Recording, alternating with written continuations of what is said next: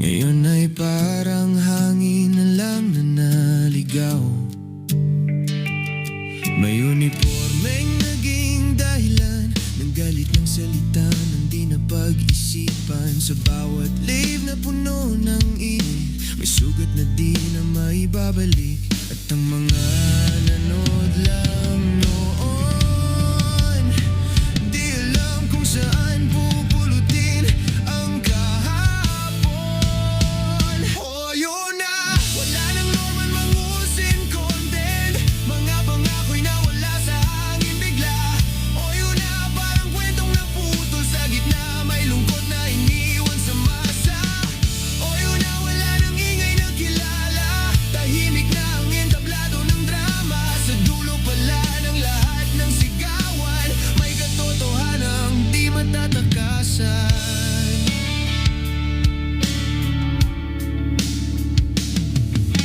Mga salitang binitawan noon,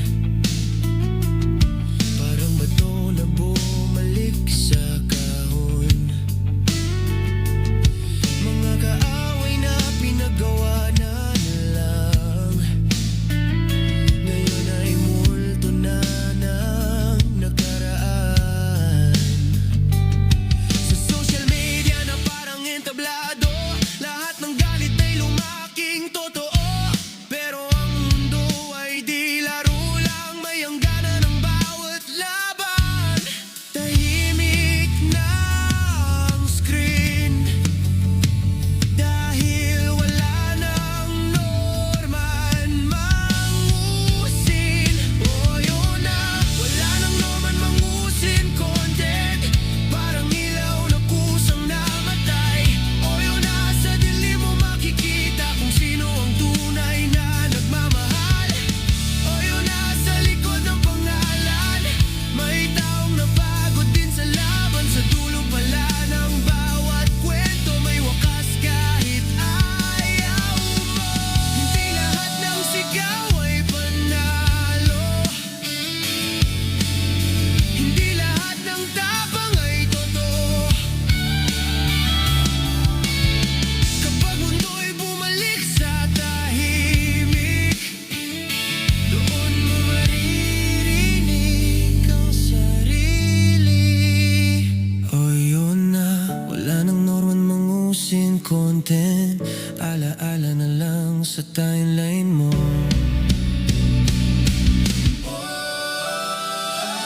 Oh, yun na, wala na norman mangusin content. Alaala na lang sa timeline mo. Oh, yun na, parang bagyong lumipas, may bakas pero wala nang unos.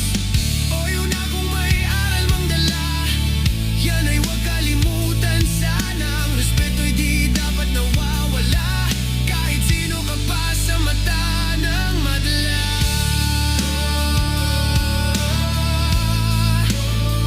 Nawala.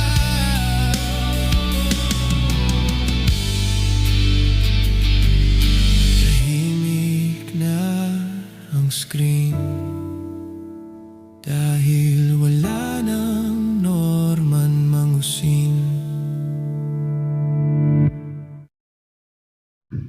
Alright, mga ka-plastic. And this is me again, Big Sue.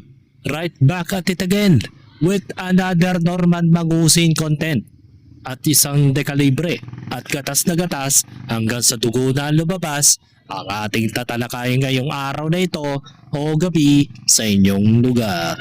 At ang tatalakayin po natin ay ang tungkol kay Norman Mangusin at kay Alex Pabella sa 4.5 season ng kanilang teleserye, mga ka-plastic, na kung saan ay meron pong nagtatanggol kay Alex Pabella, mga ka-plastic.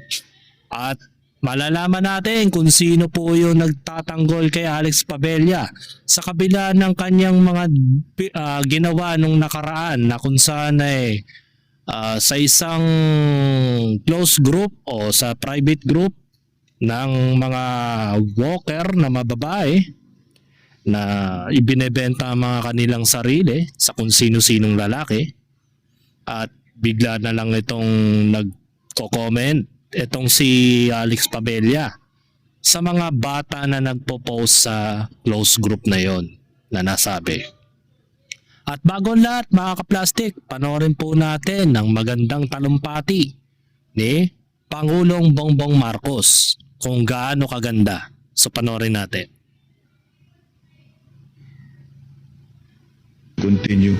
The libreng sakay, what we have done is we will continue the libreng sakay, but we are going to stop the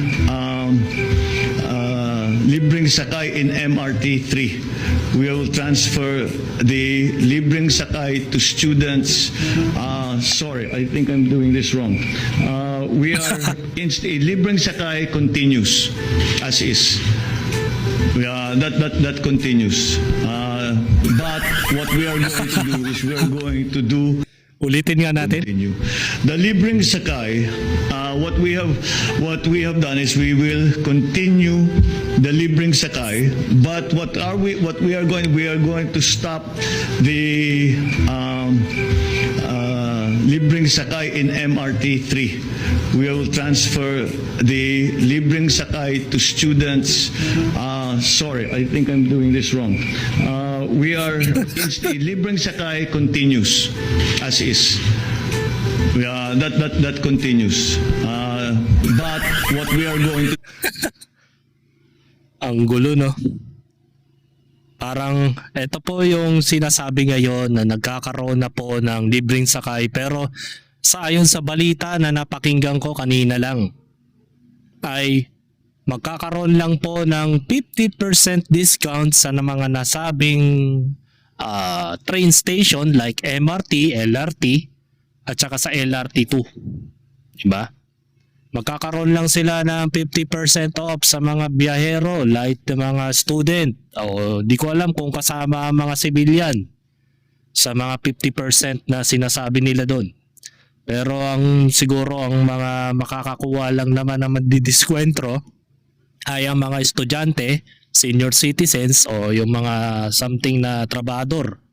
Pero naninigurado ako na hindi mangyayari yan at hindi rin magtatagal yung 50% off na yan dahil una sa lahat, malulugi ang kaperahan ni Bongbong Bangag, mga kaplastik. At yung mga talumpati niya sobrang ganda. Hindi, sa sobrang ganda ng kanyang talumpati, mas matindi pa siya sa advanced English, mga kaplastik. Hindi mo na maintindihan yung libreng sakay na hindi niya alam kung paano niya ipapaliwanag sa mga tao. Kasi nga, wala eh.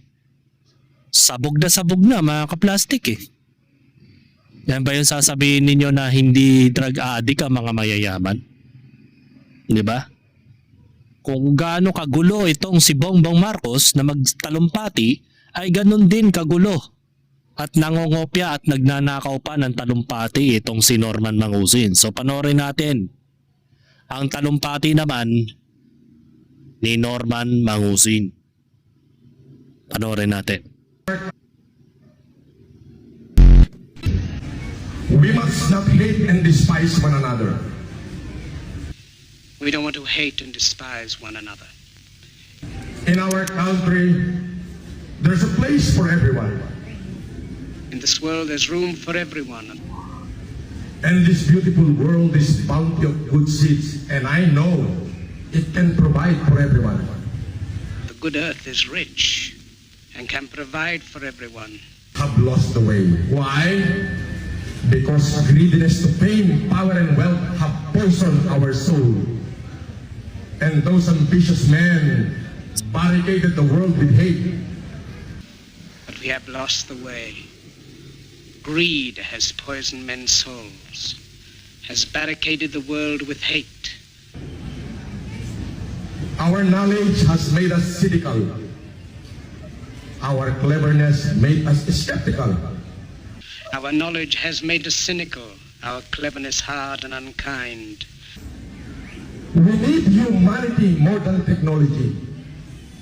We need kindness and gentleness better than cleverness. Because the absence of these qualities in the heart of man, life will be savage and all will be lost.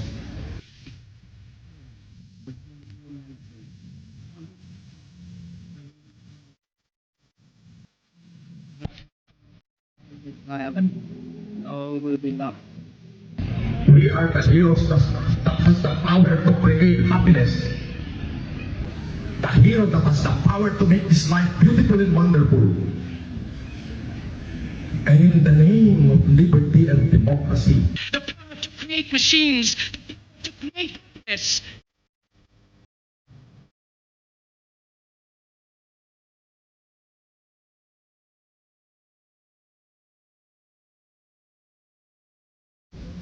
to create a decent world that can give Oh my God!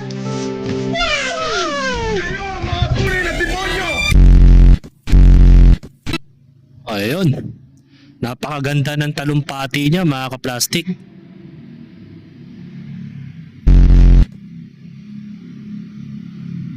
Not hate and At mula ito sa talumpati o mula sa tula ni The Great Dictator Charlie Karpchin. At magaling siya magkabisado Hindi ko alam kung gaano niya katagal bago niya nakabisado ang mga linya na ito. Naninakaw niya pa galing kay The Great Dictator na si Charlie Chaplin. Mga kaplastik. Akala niya siguro hindi mapupuna siya ng mga mas may alam sa mga ganitong bagay. 'Di ba? Naninakaw lang niya ang mga linya. 'Di ba? Words of wisdom pa ni Kuyang Chap ang ginaya ni Kumag na ito. Baga hindi bagay nga sa kanya yung talumpati na yun mga kaplastik Pwedeng ipang costume sa Halloween at get upuan ni Kulaong Kaya pala mahilig magpatawa si Kulaong, si Chaplin role model niya. Diba? Baka wala akong idea kung sino si Chaplin kasi base nga dun sa word na dictator ay malamang ay diktador nga itong si Chaplin. Kung i-google natin yon baka matatagalan lang. O, Charlie Chaplin. Pwede natin i-google para walang problema. O ito. Base sa Google, itong si Charles Spencer Chaplin o Charles Chaplin ay pinanganak noong April 16, 1889 at namatay po siya ng December 25, 1977. Was a legendary British comedian, actor, filmmaker, and composer who became one of the most famous stars of the silent film era, renowned his iconic screen persona, the Little Thumb. He was a central figure in Hollywood during the early days, known for blending physical slapstick comedy with a poignant emotional depth, social critique, and pathos, etc. Ayun. The Little Trump persona. Ayun. Isa pala siyang artista, mga kaplastik. Diba? Ayun. Siya nga to. Isa siyang artista na isang legendary British comedian actor, mga kaplastik. So, magtungo naman tayo. So ngayon, magtungo naman po tayo sa mga pinaggagawa ni Norman Mangusin. So, mamaya na yan kung sino yung taong yan. Eto. Basta ngayon, focus na lang tayo. Dapat. Basta, ang aim ko, araw-araw, kahit isang tao lang yung mapasaya ko, okay na. So ginagawa ko na lang, everyday, bababa ako, maghahanap ako ng mga talunan dyan sa casino, yung talunan, yung walang makain, pakakainin ko sa buffet. O kain-kain. Bibigyan ko masahe, o uwi ka na. Ganun na. At least pinapasaya tayo. Ganun muna tayo. Basta isang araw, may matulungan tayo na isa. Okay na yun. Ganon. Ngayon naging charitable ka naman sa casino. Sa mga talunan sa casino. Ang tanong, yung mga ibibigay mo bang pagkain ay galing ba sa pera mo o baka naman dahil sa free meal ng Sheraton Hotel yan, mga kaplastik. Kaya wag ako, Norman Mangusin, ikaw nga nabubuhay sa libre. 'Di ba? Nabubuhay ka lang sa libre tapos pamimigay mo pa yung mga libreng pagkain ng Sheraton sa mga talunan na casino player. 'Di ba? Baga nagmamagandang loob pa siya. Siya na nga tong wala naman dyan. Pare, sa Inidoro ako natutulog. The legendary quote. Pucha, yung nanay Remy niya hindi man lang mabigyan ng tulong, puro pakitang hayop ang galawan ni Norman Yak. Sabi ni Ronnie Laugnab, sa kasino naghahanap, baka ikaw ang plano maghanap na mapapakain sa'yo. Reverse strategiya si Kulaong para makapagyabang lang. Diba? Papakain ka sa mga talunan baka mamaya pre-meal yan ng pre-meal ng Sheraton Hotel yung pinamimigay mo. Hindi naman galing sa pera mo. Eto, yung dugong manggagancho, kahit anong gawin, manggagancho pa rin. Diba?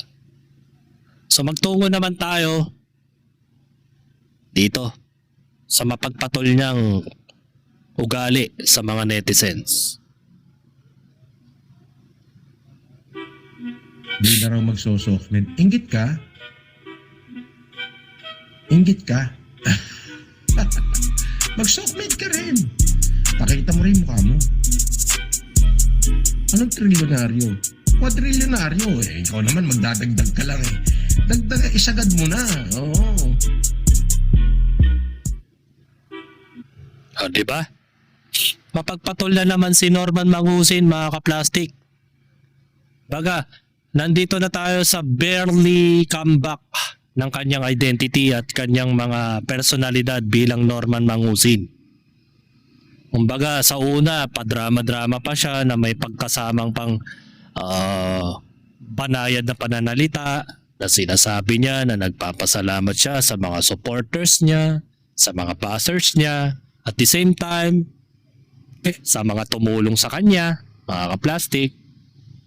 Tapos day by day, mapapansin nyo may mga paunti-unting development na naman si Norman Mangusin na kung saan ay tumataas na naman ang enerhiya ng pagiging demonyong nilalang ni Norman Mangusin, ay doon na naman tayo sa punto na mapagpatol na siya sa mga netizens, mga kaplastik. Diba? So naniniwala ako na wala na talagang desidido magbago itong taong to. Ang tanging paraan na lang dito is talagang mabigyan natin ng matinding leksyon tong si Norman Mangusin na kung saan ay hindi na siya makakalusot sa mga kaso niya. Pero ngayon ay lalo na siya nag-iingat. So paanong paraan kaya magagawa ng kampo ni Food Genius na mapabagsak itong si Norman Mangusin gayon nag-iingat na siya sa mga bawat salita niya ngayon sa mga latest live stream niya, mga kaplastik. Yun ay dahil pinagsabihan na siguro siya ng mga abogado niya.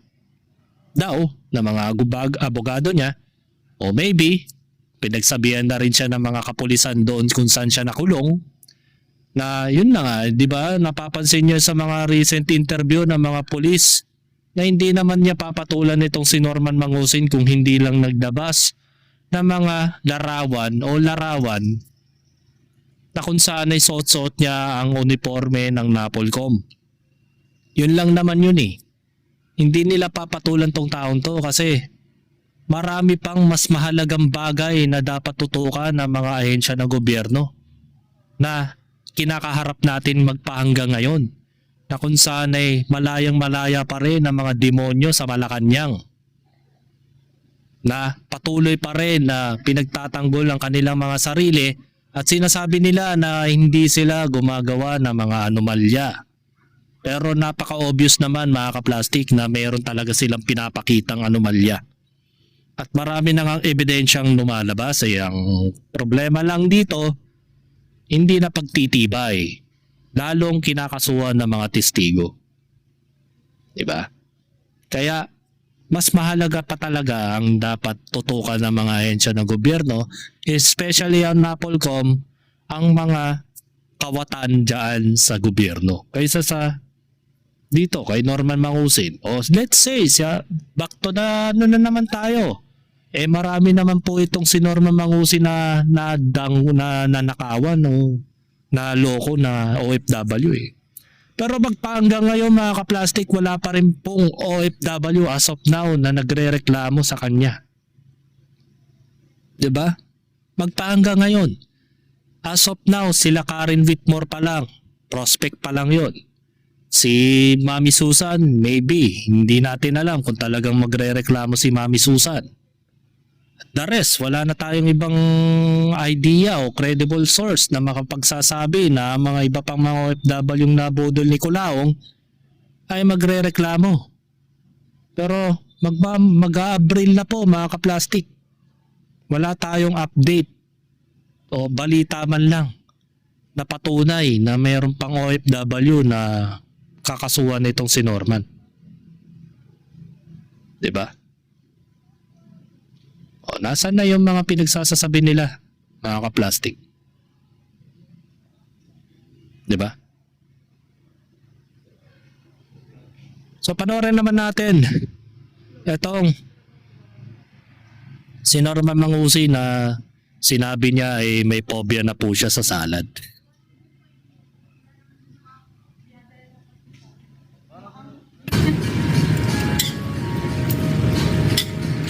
Parang may phobia na ako. May phobia na ako pag magla-live. Tapos, pambira, salad pa naman yung kinakain ko ngayon, no? May salad pa naman ako. Food trip salad na naman. Alam mo mga kaplastik, may latest na naman na balita sa TV Patrol yata yun. Na kung saan ay meron na namang napatay ang mga mga otoridad o mga kapulisan doon sa probinsya. Na kung saan ay wanted data yun o something na meron silang nire-responding tao doon. Na napatay nila yung suspect habang ayun naman hindi kumakain ng salad. Nagbebenta naman siya ng salad mga kaplastik.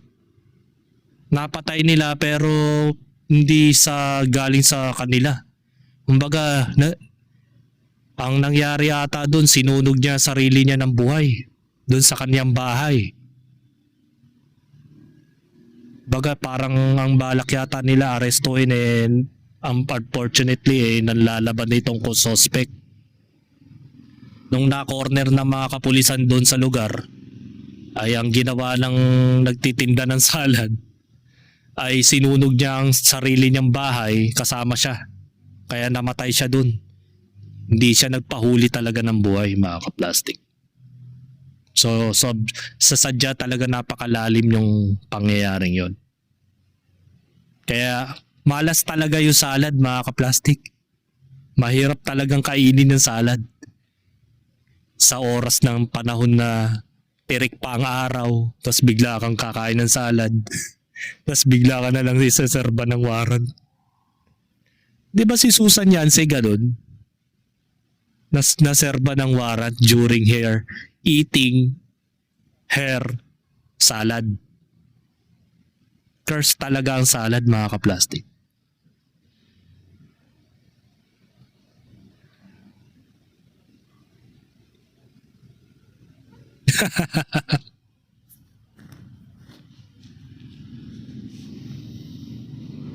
Tamo, tingin siya sa kabila.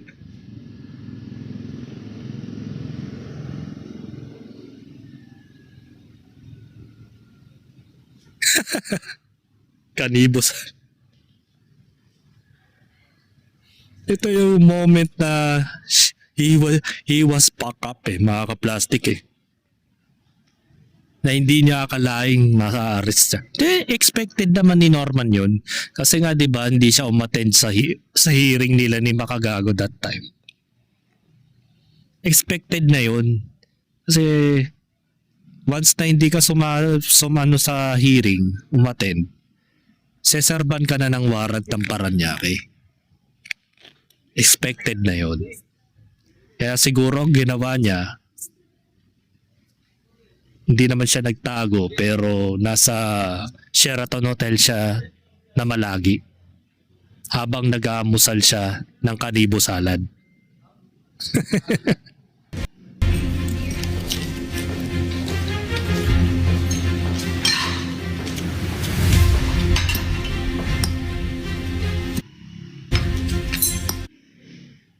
Diba?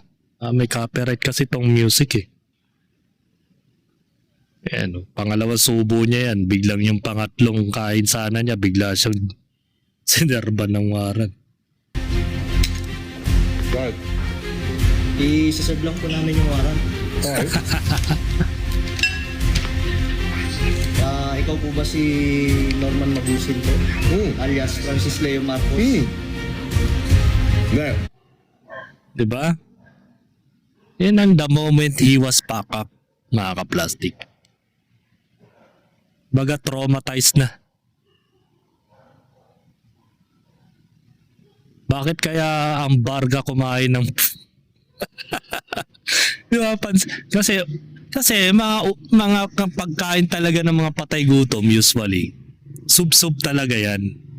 Tapos, kung lumatak ng pagkain, parang wala nang bukas. Parang yung kain ni Luffy o yung kain ni Son Goku kapag kumakain siya ng marami. Yun. Yan yung tinatawag na Barga. Ay Bagra. Sabi ng si Kulaong pag kumakain ng salad, akala mo kabayong kumakain ng...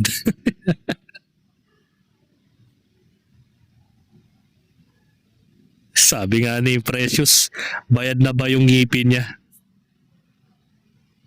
Diba? Malasumpa talaga, mga ka-plastic.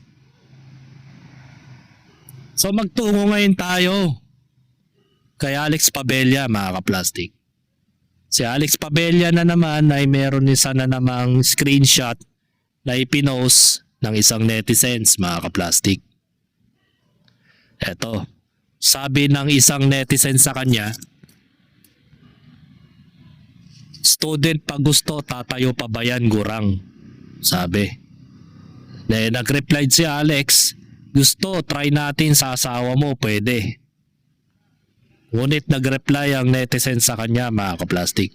Di ka papatulan ng asawa ko, gurang ka na eh. Kasi amoy mo pa yung kumpare mo. Diba?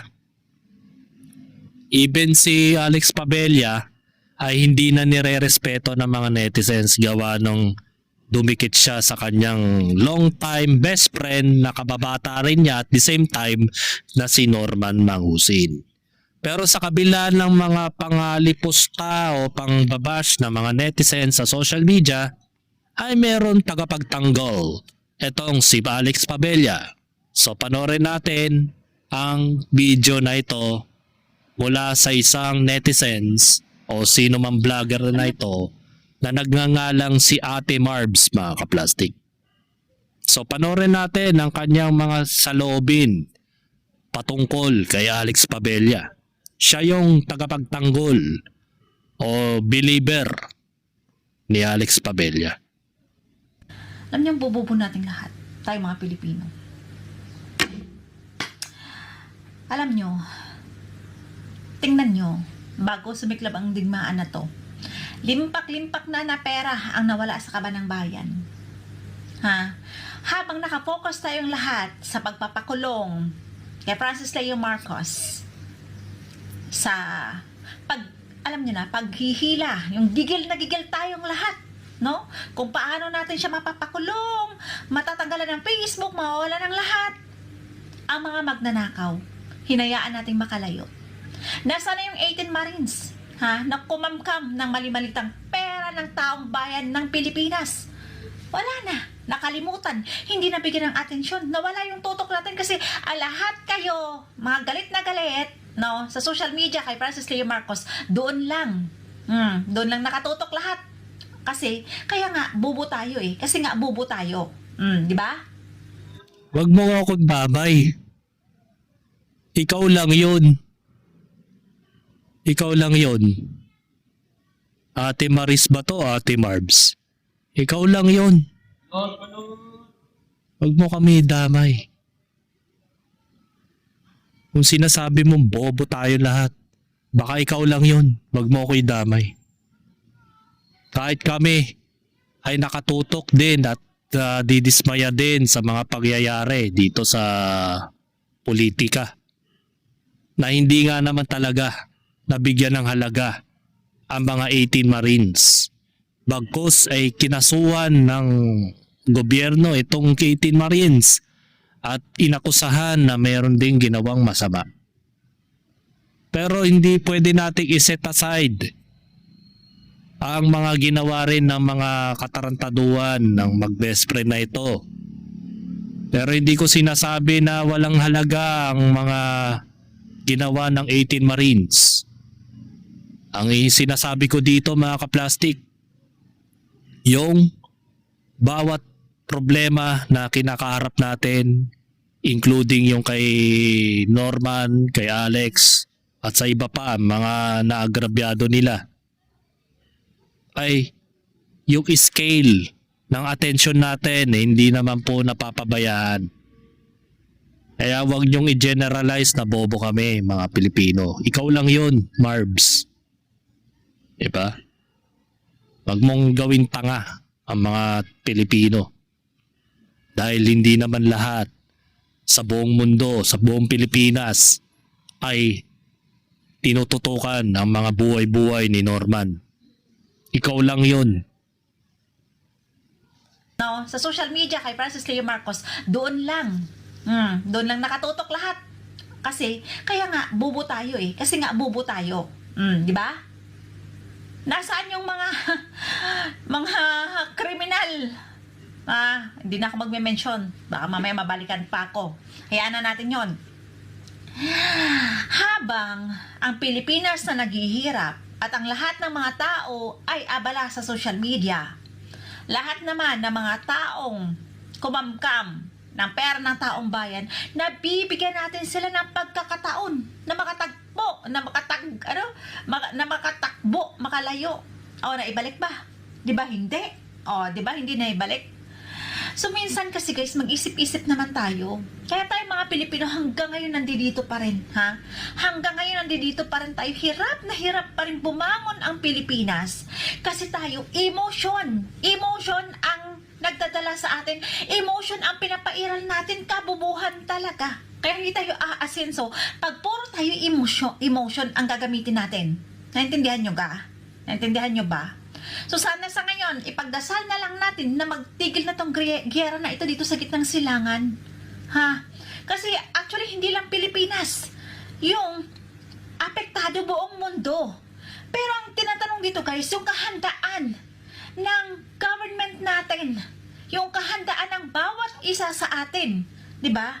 Na kung paano natin ito malalagpasan o maharap. Sana bago pa sumiklab itong ang giyera dito sa gitnang silangan, dapat may pera na yung ating gobyerno para yung pangangailangan ng bawat isa matutugunan. Diba? At saka dapat nag-isip na rin yung ating gobyerno kung saan pa aangkat ng gasolina, ng oil. Kasi wag na lang natin iaasa dito sa Middle East. Dapat meron pa tayong mga option. Diba? So ganun dapat. So next time sana dapat guys, maging matalino tayo. At wag puro emotion yung gagamitin natin. Anong koneksyon kay Norman Mangusin yung sinasabi mo? Doon ka pumunta sa Middle East. Magreklamo ka doon. O sabi mo, tumigil na kayong maggera. Tumigil na kayong magdigmaan. Nahihirapan na po kami.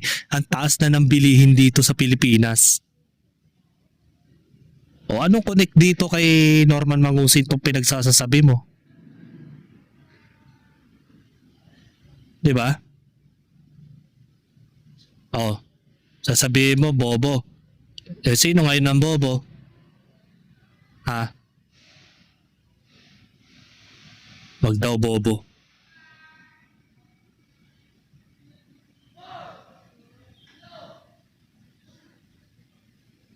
Sabi ni Helen Supan, di asenso ng Pilipinas pag ganyan ng mga ugali kahit anong gawin ng presidente. Pababagsakin pa rin nila ang pagsumikat ang isang tao. Ang tumutulong ganun din ibabash. Iba yung pa nagsasasabi ninyo.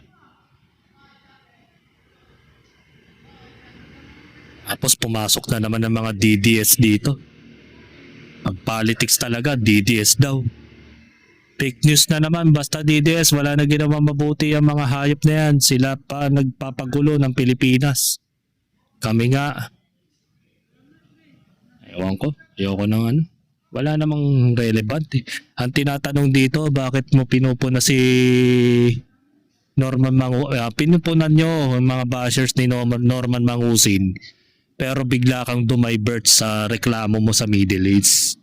Anong connection doon? 'Di ba? Anong meron? Ikaw ang tumawag sa Malacanang para sabihin mo yung sistema dito sa Pilipinas. Nahihirapan ka na kamo kasi bobo ka. O meron pa isa. Panoorin natin to. So guys, ang saya ko lang talaga ngayon kasi nabigyan ako ng pagkakataon na makausap po si Sir Alex, si Kuya Alex po, yung kaibigan po ni Boss Tapos? FNM. Ayan. So siguro, Nako, copyright na naman tong background mo. Ano naman ang pakialam ni Alex Padilla sa buhay mo? Parang nagmumukha kang abogado ni Alex Padilla. At natutuwa ka dahil nakausap mo yung taong scammer. Diba? Ano namang kinaganda sa status ng buhay mo na bakit nakausap mo si Alex? tataka kayo kung ano yung pinag-usapan naming dalawa. Anyway guys, alam niyo sa totoo lang, ang swerte-swerte talaga ni Boss FLM na kaibigan niya si Kuya Alex. Alam niyo kung bakit? Bakit? Ay guys, ang tawagan namin ni Sir Alex, hindi na ma'am at saka sir ha. Ang tawagan namin ay, kuya na yung tawag ko sa kanya at siya naman, sabi ko, sir, huwag mo na ako tawaging madam. Sabi kong ganun, tawagin mo na lang. Plastic, no? Hindi daw na. Wag mo na tawagin madam.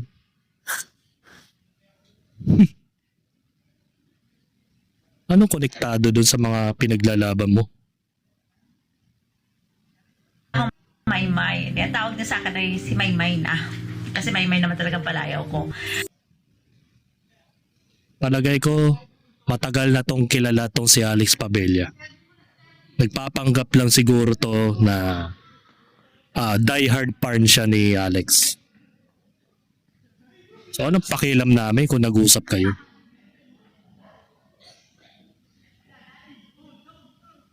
So ito pa, meron pa siyang kwento. Panoorin natin din to. So ayun guys, medyo disappointed na ako ng sobra kasi ang saya-saya ko nang makausap ko si Kuya Alex talaga kagabi guys. Sobra grabe yung saya ko. Pero nung nag-post kasi ako para remembrance naman po na makikita ninyo na nag-usap kami talaga ni Kuya Alex. Pero hindi ko po akalain na tatagdarin niyo po siya ng mga bad comments, mga ganyan. Alam niyo guys, sa totoo lang, napaka-professional po niyang kausap. Talagang tao, maka-Diyos po talaga. Professional mag-usap? Seryoso ka? Ganito ba yung professional kausap? Napapansin ko sa Ito ba yung professional? Wait, pakita ko sa'yo. Ate Marbs, ito ba yung professional ng kausap? Yan? Yan ba yung professional kausap? Mga Ate Marbs? Ha? Yan? Tingnan mo, anong kausap dito? Mga tirador ng estudyante? PM daw? PM sent? Alex Padilla nag-PPM sa mga bata? Ha?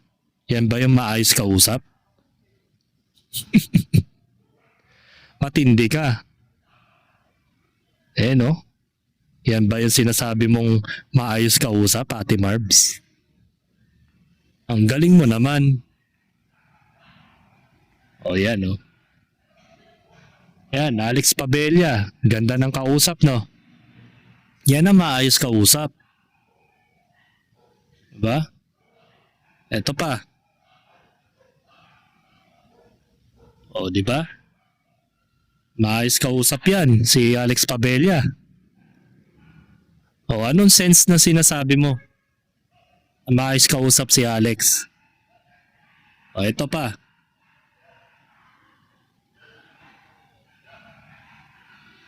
Yan.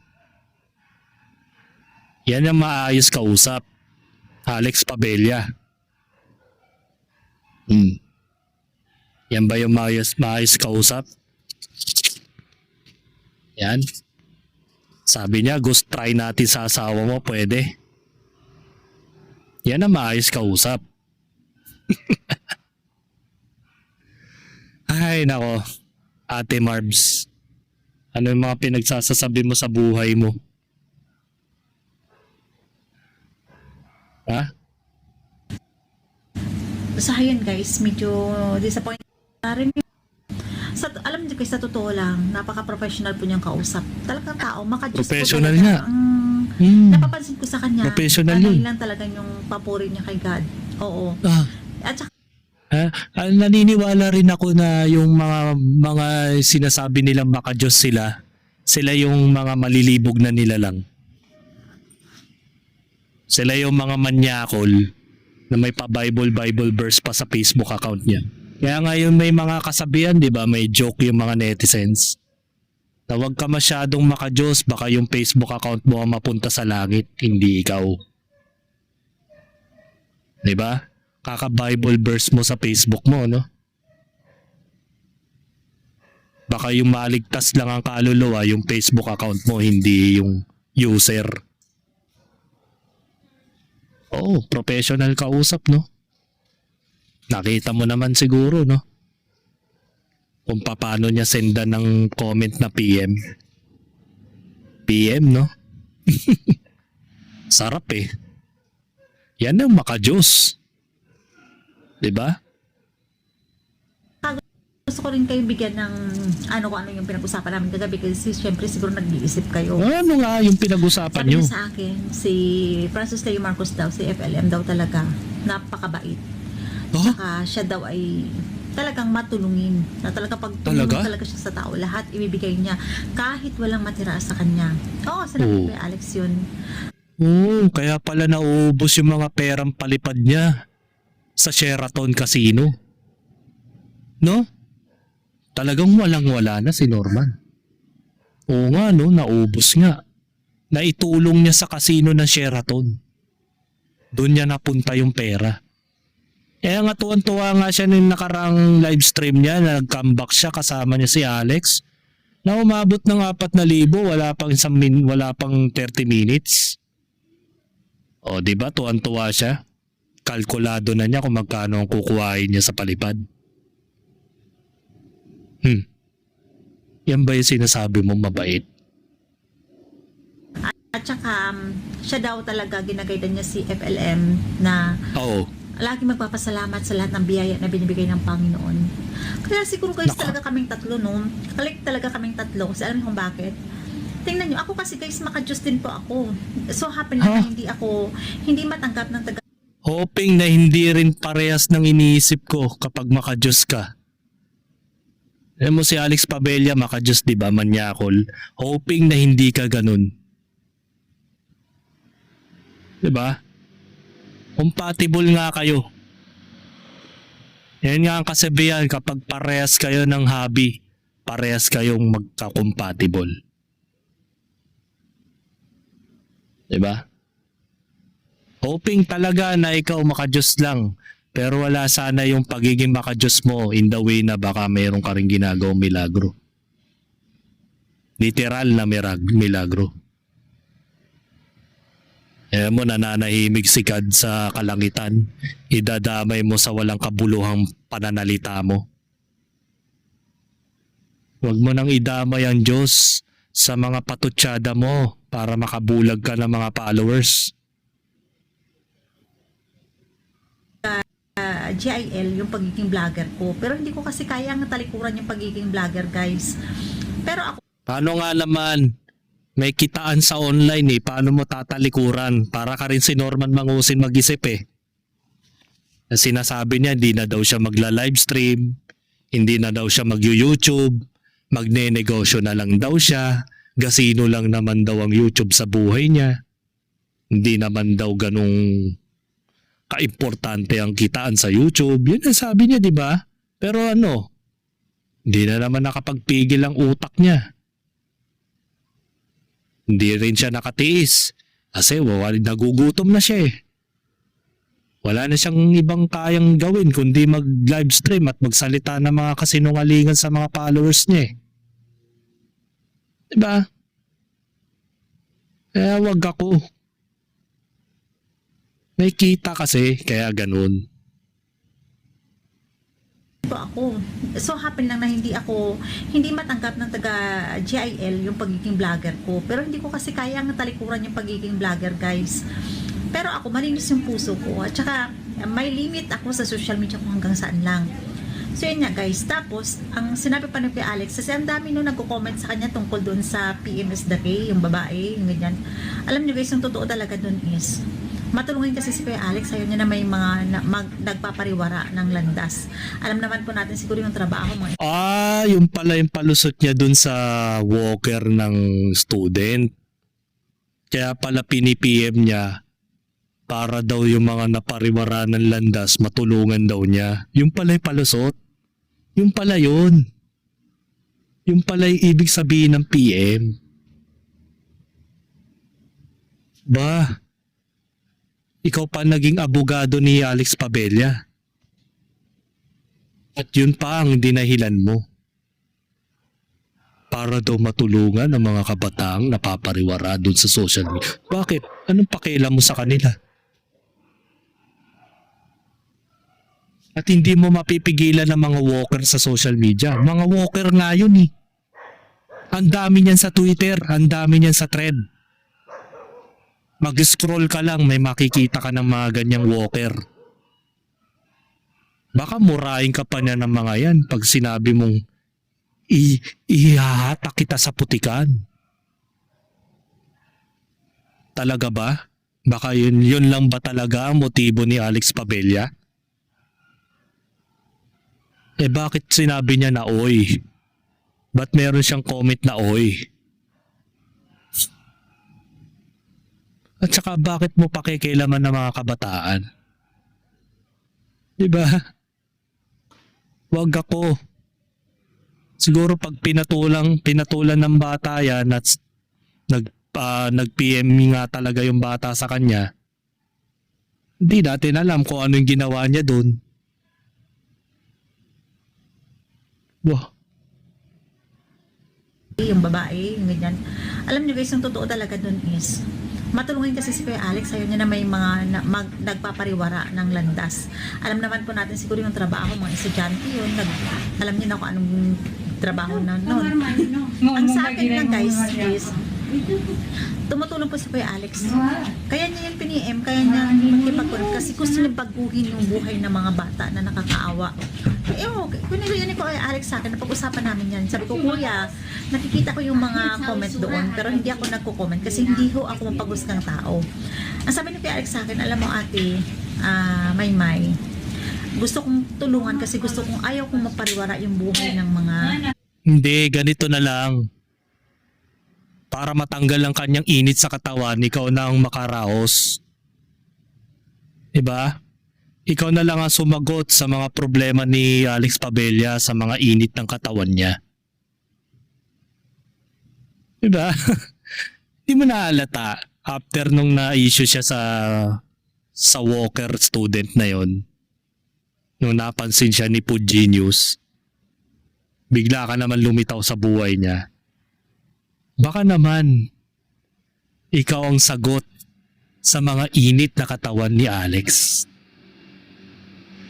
Partida yan ha, may pamilya siya, may sarili siyang pamilya. May 2 anak na daw. Kung talaga ang layunin niya ay ma-rescue niya yung mga kabataan dun sa page na yun, sa nasabing page na yun, eh bakit hindi siya mag-report sa CICC? Para ma-take down yun. Para ma-take down o ma-delete na yung group na yun. Pero bakit kailangan mong ikaw pa magko-comment doon at sasabihin mo sa comment section, "Oy!"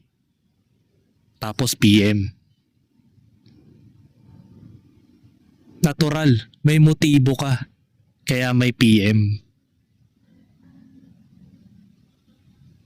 Kaya wag ako Marbs. Nakakahiya ka. Wag mo nang ipagtanggol yung alam mong masisira ka rin. Wag mo nang daspanin o wag mo nang walisin ang mga kalat ng ibang tao. Ayusin mo na lang yung sarili mo, wag ka na makialam. Pakiusap. Gaya nga ng sinabi ni Makagago WhatsAppman, lahat ng dumidikit kay Kulaong ay minamalas.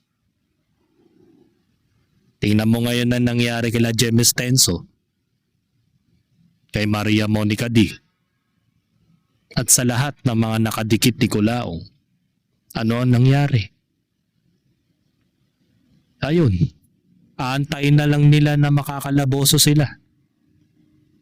On process na po yung kaso nila. Tapos dadagdag ka pa sa listahan na makukulong.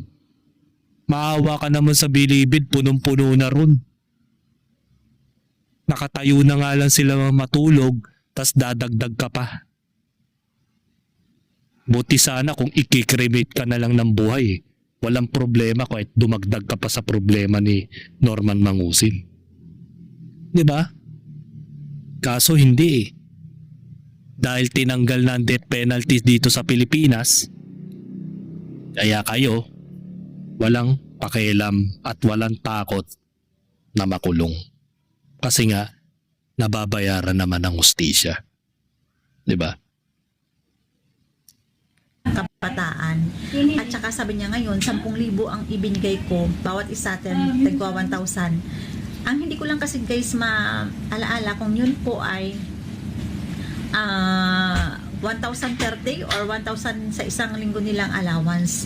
So wag tayo guys ng panghusga kasi hindi po natin alam kung ano ang behind ng story sa mga nakikita natin sa social media. Wag tayo mapanghusga kasi kasalanan po yan. Kami po, malinis ang puso namin. Kahit pasabihin nyo, i-take down nyo ang aming Facebook, i-take down nyo ganyan, wala po kaming ginawang kasalanan. Kasi kung ano lang yung ginagawa ng iba sa social media, ini-enjoy rin po namin. Pero mas ang mga tao po na nagkikreate ng galit, ng hatred, ng buot, inggit sa kapwa nila, kagaya nila po Genius, kagaya nila Makagago, sa iba pang mga against po sa aming tatlo. Yun po yung may mga haharapin na kaparusahan sa Panginoon kasi nakikreate po kayo ng galit sa puso ng mga tao, lalo na sa mga bashers, para magalit pa ng magalit. So sana maintindihan niyo po yung ibig kong sabihin. Aba, naintindihan ko naman, pero hindi po kami maiimpyerno. Siguro kung mapaparusahan man kami sa batas ng Diyos, hindi dahil sa ganitong ginawa namin. 'Di ba? Una sa lahat, mas matindi pa ang ginawa ng mga kasama mo kaysa sa ginagawa ng mga pumupunang social media influencers. Hindi paninira ang tawag dun sa is ini-expose yung mga criminal liability o mga criminal history na mga tao na patuloy pa rin ang ginagawang kalokohan sa social media. At hindi inggit ang tawag sa bagay na sinasabi namin yung mga maling gawain ng tao. Yan kasi ang hirap sa mga taong nangangatwiran. Porket napupuna yung mga mali nila o tinatama natin yung mga mali nila, tawag daw doon inggit. Bakit kami maiinggit sa mga bagay na pinagkaperaan nila o pinaghirapan nila ng galing sa maruming pera? Ba't kami maiinggit doon? Gaya na lang ng sinabi ng mga katrabaho ko that time. Alam kong fixer yung tarantadong nilalang na ang hanap buhay niya. Galing sa illegal, pinapalamon niya sa anak niyang babaeng bata pa. Na wala pa muwang. Kaya nga lumaking demonyo yung bata eh. Kasi ang pinapalamon niya sa anak niya galing sa nakaw. Galing sa illegal. Tapos may nagdepensang kaibigan. Sinasabi daw na inggit daw ako. Ba't ako maiinggit? Sa mga bagay na ginawa ng tao, lalo na kung ang pinaghirapan nila ay galing sa maruming pera. Hindi ako maiinggit sa ganung paraan, mga kaplastik. Hindi kainggitan yun. Hindi kainggit-inggit yun. At isa pa, hindi po masamang pag-uugali o labag sa batas ng Diyos ang mag-expose ng katotohanan at ang mag-expose ng mga tarantadong baho sa katawan ng mga taong yan na magpahanggang ngayon ay patuloy pa rin nilang ginagawa. Hindi po inggit yun. Hindi ko alam kung magkano ang binayad sa'yo ni Kulaong, ni Alex Pabella sa'yo para magsalita ka ng ganyan. Tapos alam mo ang pinaka mortal sin na ginawa mo, ate, ay ang banggitin mo ang Diyos sa walang kabuluhan na bagay. At idinidikit mo pa yung pangalan ng Diyos sa dalawang tarantadong nilalang na ito. Na pinapalabas mo na anghel sila. Na pinapalabas mo na santo sila. Di ba? Kawawa ka. So kita na lang tayo sa araw ng paghukom ng Diyos. Tingnan natin kung yung mga pinagsasasabi mo ay qualified. Mas maganda nga kung Diyos mismo ang nagsabi kung sino ba talaga sa atin. Maaari magkita tayo sa impyerno, o maaari tayo magkita sa langit, o maaari hindi na. Tatlo lang naman ang bagay na mangyayari sa atin eh. Ako hindi ko naman sinasabi na malinis akong tao. Lahat naman tayo may mga nagawang kasalanan. Yun ay dahil may dahilan. Pero kung ang dahilan mo naman ay patuloy na gumawa ka ng masama, lalo-lalo na kung hinahabi mo ginagawa mo ng hobby ang panloloko, ay hindi na po yun dahilan. Diba? Kawawa. Nakaparusahan sa Panginoon kasi nakikreate po kayo ng galit sa puso ng mga tao, lalo na sa mga bashers, para Alam mo, hindi po galit ang critical thinking. Hindi po galit ang mga ipinapakita namin kay Norman Mangusin. Nagmumukha lang kasi siyang galit. Depende kasi yan sa pag-delivered ng mga sinasabi namin sa kanya. Kung halimbawa, sinasabi mo sa kanya na scammer siya, hindi po kami galit. Sinasabi lang namin yung totoo. Siguro, sa pandinig niya, namintig ang tenga niya, parang it seems na parang pinapagalitan namin siya, ganun. Pero hindi ganun. Wala po akong personal na galit. Ewan ko lang kay Makagago kasi nga, kaya naman nagalit yun dahil dinamay niya yung pamilya niya. Ikaw, ilagay mo ang sarili mo sa sitwasyon ni Makagago. Minura yung asawa mo, nanay mo, anak mo ng walang habas. O let's say, yung sa sitwasyon ni Mighty Manong, sabihan yung anak mo na ganun, na may ganito yung anak mo, hindi ka ba masasaktan? Natural, dun lalabas yung hatred at galit mo sa isang tao, lalo na kung ang dinamay mo Hindi namin nikulaong yung pamilya mo. Siguro mo, untik na, siguro napakabobo mo ng nilalang na dinamay ko yung pamilya mo. Nilapastangan ko ang pangalan, binaboy-baboy ko, minolestya ko ang mga pangalan ng mga kamag-anak mo sa social media. Tapos tuwan-tuwa ka pa. Siguro napakabobo mo na nun. Di ba? Yun yung ilagay mo ang sarili mo kapag pinanood mo yung mga videos ni Kulaong. Kung paano niya nilapastangan, binaboy-baboy niya pati yung nanay niya, minura-mura niya sa phone call na parang kala mo ibang tao ang turing niya dun. Even yung mga dati niyang asawa, kung sabi-sabihan niya na nagpaano sa ibang lalaki, kaya nagkaroon ng anak sa ibang lalaki. Matutuwa ka ba nun kapag ganyan na sinabi sa'yo ni Kulaong? Tapos sasabihin mo napakabuti nilang nilalang? Hindi ko alam kung magkano ang binayad sa'yo ni Kulaong para magsalita ka ng ganyan. Pero ang masasabi ko lang sa'yo ate, hanggat maaga pa huwag ka na makialam. Hanggat may oras pa, hanggat hindi pa nasisikatan ng araw yung social media mo, social media accounts mo, wag mo nang tangkain. Baka hindi lang ma-delete yung channel mo, pati yung buhay mo ma-delete na rin. Hindi yung hindi yung banta, baka kasi makulong ka, yun ang ibig ko sabihin. Kawawa ka naman. Siguro kung mayaman ka, walang problema sa yung kulong. May pampiyansa ka naman siguro, o baka naman kaya malakas ang loob mo magsalita ng ganyan dahil baka matulungan ka ni Kulaong. Diba?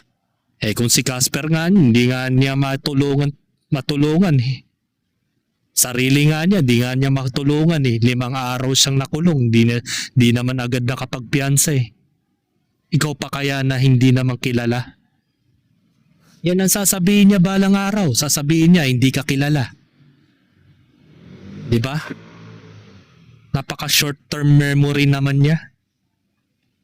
Kaibigan ka kahapon, ngayon nakalimutan ka na. Diba? Sana wag ganun ang mangyari sa'yo in the future. Kasi mabilis ang karma. Diba? Kaya Ate Marbs, wag ka na makialam. Tama na yung pagsasatsat mo sa social media. So hanggang dito na lang ang aking opinion, and this is me again, Big Sue, lagi nagsasabing ang mga plastic ay matagal mabulok dahil ang mga plastic ay toxic. Kaya, what's up mga ka-plastic? And this is Gambid, commentary video ng video live stream. Signing out. Alright. Mga ka-plastic, kung nagustuhan nyo ang aking video, i-subscribe nyo lang ang aking channel. At the same time, i-hit nyo rin ang notification bell at yung all para ma-notify kayo sa aking susunod ko pang video sa aking YouTube channel. Maraming salamat po mga ka-plastic.